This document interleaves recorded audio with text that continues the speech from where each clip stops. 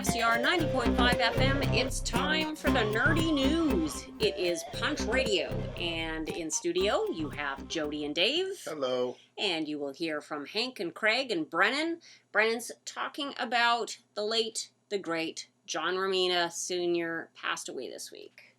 He was amazing. Incredible artist. Love his stuff on Spider-Man. He did so much. Just incredible inker. Absolutely astounding. So he will be missed. But he was an old man. He had a full life. So, we hope he's in a better place. Craig and Hank are going to talk about some TV shows and some movies. Fubar, also the Arnold documentary. I like movies, and Hank's really into American Ninja Warrior. Okay. So lots to talk about there.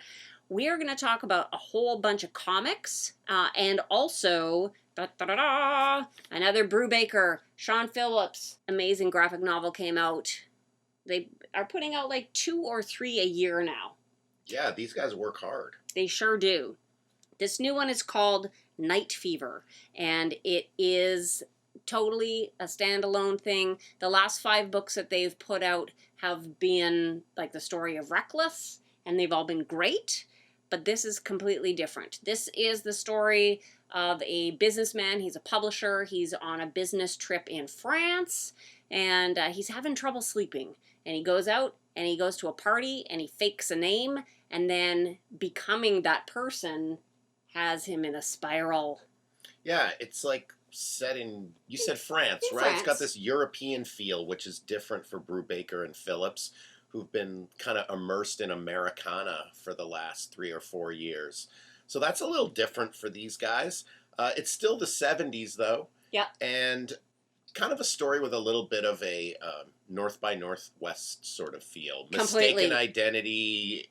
The situation gets weirder and weirder. So it's a pretty fun comic. Kind of a surprise in like a little step to the side in style for these guys. But, you want your comic creators to try different things. And this isn't such a big departure that fans are going to be disappointed. It's just Brubaker and Phillips in a little bit of a new flavor. It is. Apparently, they wanted to do something that was a little more familiar for Sean Phillips than recreating a U.S., whether it's Los Angeles or San Francisco, maybe, yeah. like places that don't exist anymore, basically, to a setting where all those buildings and things are still there. So it's a little bit more familiar, easier to draw, I guess. But what I found most striking in difference to some of the Reckless stuff is actually the coloring. This is done by Sean Phillips' son. He is taken on the job of doing that. Jacob Phillips, he has a comic called That Texas Blood, but he's been doing coloring for them for a while now, and it is very striking. Yeah, it looks different, like different city, different continent, different color palette. I feel like that kind of makes sense. I do feel reading this comic like I'm being whisked away to somewhere I've never been. Whereas with the Reckless comics, it kind of looks familiar because I've seen these places, I've been to some of these cities, and I've watched like dozens of TV shows that were set there. Right. So, yeah, while Reckless looks like watching 70s TV, Night Fever kind of feels more like I'm like kind of an exotic ride. And not just because of the setting, but because of the story, too. It gets a little wonky. It is wonky. He is definitely off kilter. I enjoyed it. I think I'm kind of in love with Reckless, so I want more Reckless, but I was happy to see something just new from them. I think, any negative feelings I had about Night Fever were, number 1, because it had nothing to do with the Bee Gees, and number 2, because it wasn't Reckless, and even though I loved reading it, it made me think, like, does that mean that run is over? No, I don't think it does mean that run is over. They just wanted to do something different. That's good. You don't want to get tied down to any one thing. Yeah, I mean, people who like those hard-boiled Reckless comics should read this. It's not exactly the same thing, but, it's like when your favorite band, gets a new guitar player or something. They start moving in a little bit different direction. Yeah, it's all right. It actually reminded me a lot of Eyes Wide Shut, too. There's an Eyes Wide Shut party in that comic. Yeah, there is. Not quite as extreme as Eyes Wide Shut, but it is similar. Yeah. Very good. So yes, get this book, read this book, love this book. You won't regret it. Okay, let's throw things over to Hank and Craig and Brennan, and then when we come back, we have like as many comics as we can fit in the last bit of time that we've got. We'll do what we can. We'll dive right in. So take it away, fellas. Hey everybody, it's Craig Silliphant on Punch Radio on CFCR 90.5 FM, and I am joined as always by my co-pilot and good friend, Hank Cruz. Hank, what's the Craig, haps? the haps is last week I missed you. I missed you too, yes. Thank you for covering the show. I was quite ill. I worried about you, but now that I know that you're okay, I'll be able to sleep now. I haven't slept in a week. So. Good, yes, you can rest easy. I made it through the other side. I had a very bad cold, but I'm okay now. Good. Which is quite a segue to the idea of what I watched while I had a cold. I didn't want to watch anything like new or really challenging because I was feeling pretty like out of it. And so I watched Fubar, which is a show on Netflix starring Arnold Schwarzenegger. Ooh, that was good. Oh, that gave me chills. Get to the chopper. So get down. It's an action comedy series. I think it's like it really wants to be True Lies in a lot of ways. Like it kind of has a similar premise even. So Arnie plays Luke Brunner, who is a CIA operative, but he's been lying to his family for years. It destroyed his marriage. He's really a CIA operative, and he goes on this mission to extract a person from a dangerous situation and discovers, oh, it's his daughter, Emma, who is also a CIA operative. And so that's not a spoiler. It happens in the first right away. Yeah. Or whatever. And so they have to save the world, basically. And they are also, she's trying to sort through sort of her daddy issues because he wasn't around when she was a kid lots. It caused a divorce in their family. And, you know, she always kind of like blamed him for not being a present father, but now has the same job as him. And as a boyfriend played by Jay Baruchel, who she is now starting to like lie to on this level. And so, you know, she kind of has to come to terms with some of that stuff. Then there's this whole other sort of cast of characters, the rest of their team and the bad guys and stuff like that. I think it was about 10 episodes. I can't remember off the top of my head. I was in a bit of a fever dream for a while and I just kind of went into it. I would say it was definitely the right thing to watch while I was sick because it was funny. It was engaging enough. I would say it was not great by any stretch of the imagination. And at the end, I was like, this would have been really good as a 2-hour movie like True Lies, but you know, as it is, it kind of felt a little dragged out. Oh, Scott Thompson was in it playing the CIA psychologist, so it was really fun to see him. Though sort of funny because he's sort of there comedically, but also, you know, he has some serious moments, and he really felt like he was playing the gay dad from Kids in the Hall with where he's got the mustache and like and his mannerism was kind of similar. So it felt like that character from Kids in the Hall like became a CIA psychologist or something. So you know, overall, I think if you're a big Arnie fan, check it out. But otherwise, you could probably skip it. You know, if you like that kind of fun comedy action, it's okay. It wasn't. It's okay, and it's fun to see Arnie back on the screen. Yeah, and it was fun, and it actually made me watch Last Action Hero. I got a new 4K version of that, so I watched that a couple of days later. So I've been. Did you have a chance to watch the Arnie documentary on Netflix? I did not, but your segue game is strong. Thank you. So the Arnold Schwarzenegger documentary, I believe it's called Arnold. It's on Netflix, 3 episodes. They broke it up perfectly because the first one is about wrestling. Wow, bodybuilding. Let's start again. Bodybuilding. He's not a wrestler, although bodybuilding. And then it moves on. The second episode is about his acting career. And then the third episode is about his political career. But you can tell that it's really, he's really in charge of the docu-series. So it's pretty lightweight stuff, especially when it comes to some of the controversies, you know, that he's had later in life and things. But he does touch on it a little bit. But if you love Arnie, you're going to love this. The one thing, actually, there's a few things in there that I didn't know. But when he moved to California, he started investing in real estate, and he was a millionaire before he even thought about acting. Oh, really? He already had all of this money, and he's like already living the American dream.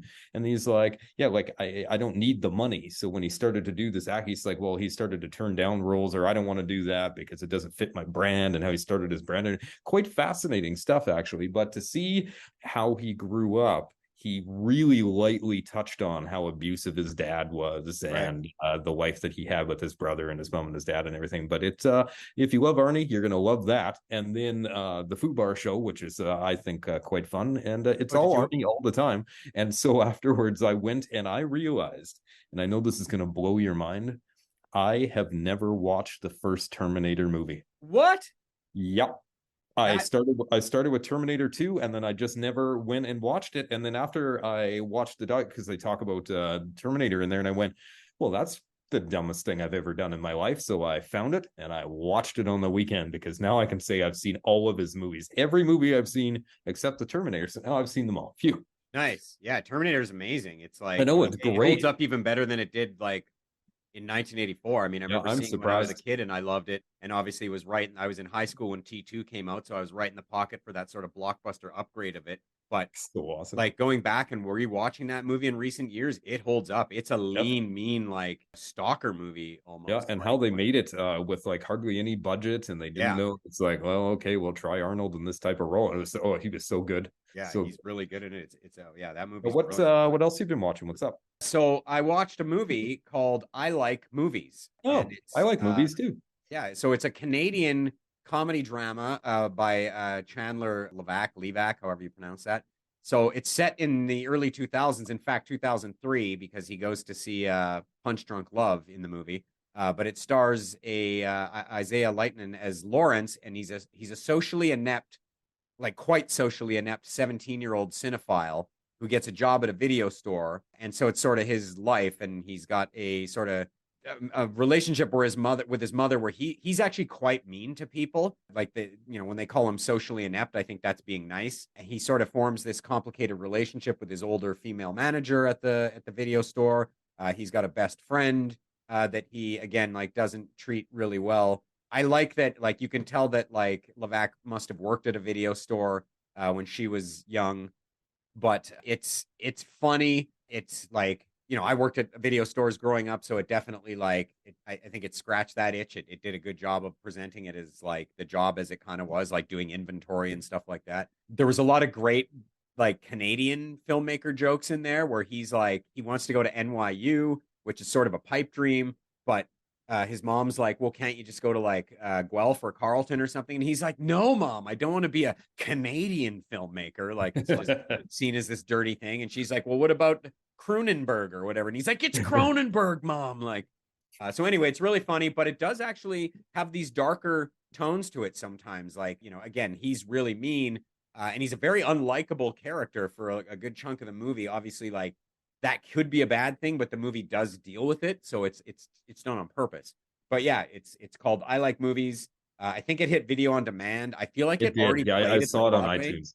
Yeah, did you? Okay, so yeah, but definitely if you're a cinephile or you like these festival circuit movies, I know it's been popular this year on some smaller festival circuits and stuff. So I was waiting anxiously to see it finally popped up, so I was glad to check it out. So check it out. What about you? Have you got anything else? I started watching the newest season of American Ninja Warrior with my son, because we got the ninja line in the backyard and he's doing parkour at Empire Parkour, and it's like, oh yeah.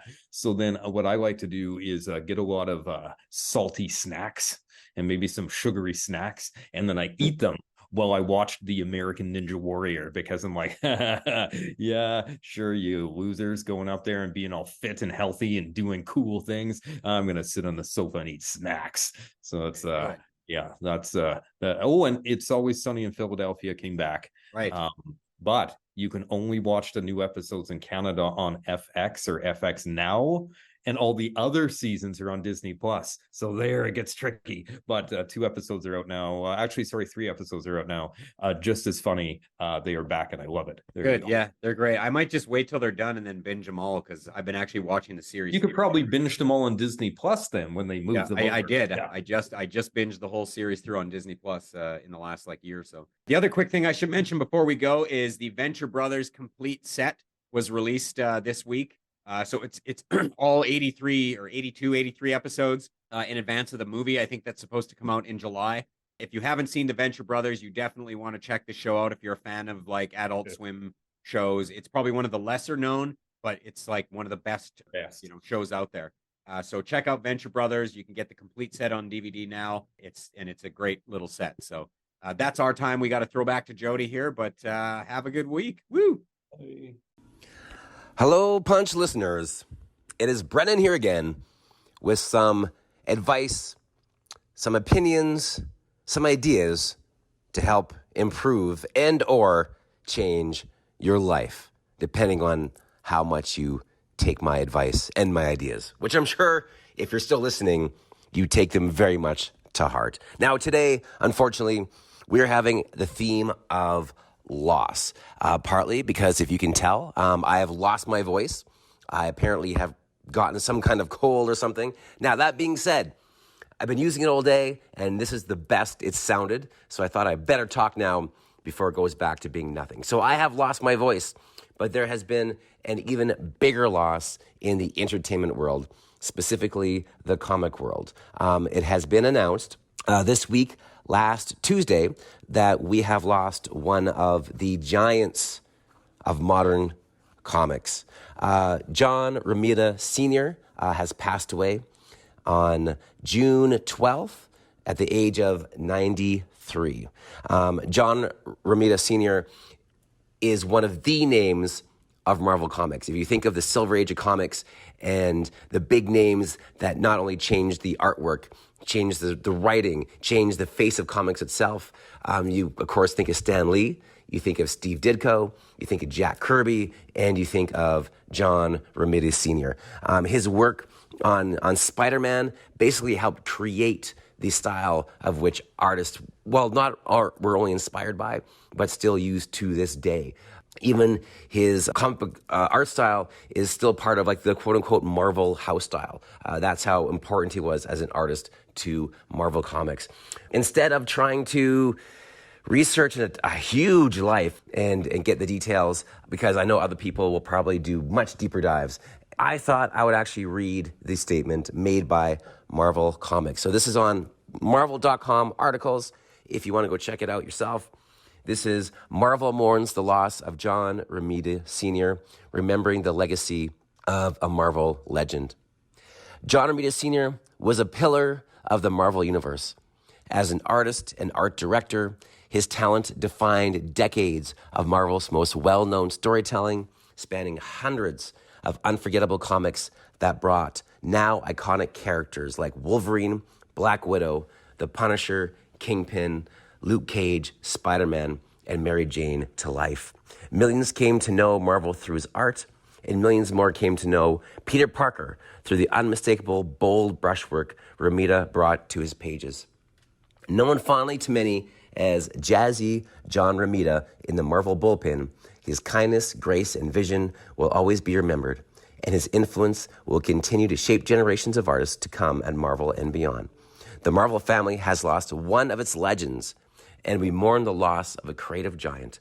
Our hearts are with his family and loved ones as we remember his legacy. One of the quotes I like from underneath this is from Kevin Feige, as we know, who is very much part of the Marvel universe right now. And he says, John Romita Sr. was an incomparable artist who brought so many iconic Marvel characters to life on the page and set the tone and look of Marvel Comics for decades. His version of Spider-Man has inspired so many of us at Marvel Studios. Our thoughts are with his family and generations and artists and fans who fell in love with the characters he drew.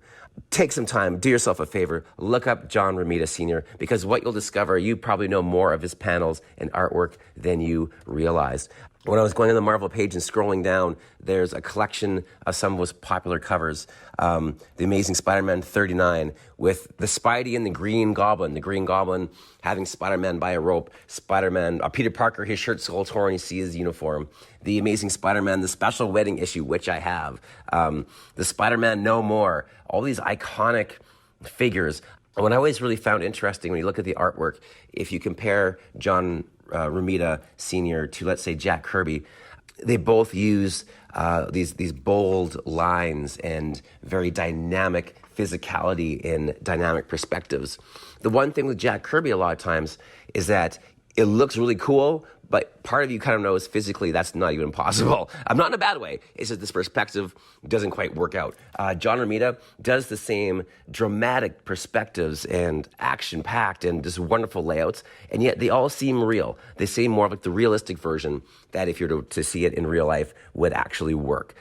He's also credited with Jerry Conway of killing off Gwen Stacy, and that story that has still been part of the mythos of Spider-Man for decades. So do yourself a favor, go back, look up some John Romita Sr., go look up Spider-Man comics. It's everywhere. Pick up a trade, and just take some time to appreciate the artwork of a Silver and Age artist who really helped change the style of generations to come. That's it. That's what I got for you today as my voice disappears more. And this is Brennan saying, I'll talk to you soon, Saskatoon. Okay, thanks, guys. So lots of new comics. Okay, first, just quickly going to mention, because it came out, Loki. This was written by Dan Waters, I like him. Art is by German Peralta. And actually, this is one of the better Marvel #1s that has come out recently, because it didn't really actually focus on Loki that much. He's supposed to be kind of like in exile, but he's just hanging out in Florida. And while he was away, his minions were inspired to steal a magic boat that is made out of the fingernails of the dead. And it crashed into the Tree of Life, and it shattered 3 pieces off into 3 alternate worlds, which may or may not take it as a sign of war. So now Loki and Thor and buddies have to go and make sure that everything's restored. So it's kind of focusing on like the boat and stuff more than Loki, and I really like that. Well, I haven't read that one yet, but I love your description of it. You make it sound really good. It's way better than like everybody getting uptight because Storm has a new outfit, you know. Right. Yeah, we need a good Marvel #1. So maybe this is it. It was all right. It was okay. Okay. It wasn't great. Okay, and in that same vein, I won't spend a lot of time on it. I was actually really disappointed, but Xeno came out this week. This is the new Shaky Kane book, and I was disappointed because, one, it's a little anthology, so it's got 4 stories in it, but only one of them is Shaky Kane. The other 3 stories are different writers and artists. Shaky's is good. It's very typical Shaky. You get what you pay for. You know kind of what you're going to get going in. And he has this really kind of cute little story called Rabbit Trap. It's written by Jordan Thomas, but he does all the art. And then the other 3 stories are on the spectrum from meh to nah. Not good. Yeah, I didn't like this comic either. I thought some of the art actually looked kind of cheap a little bit. It's got a great cover. It looks like a really cool comic. But... And I'm all for, like, showcasing the work of new artists and writers in this short form format. But, yeah,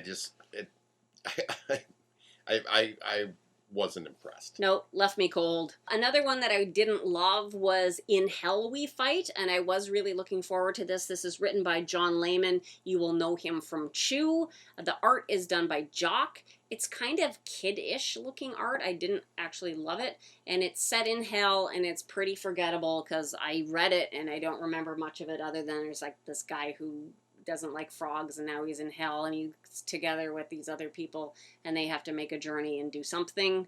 I don't think I'll continue with that one. But there were some shining stars. Void Rivals came out. This is written by Robert Kirkman of Walking Dead fame, and the art is by Lorenzo De Felici.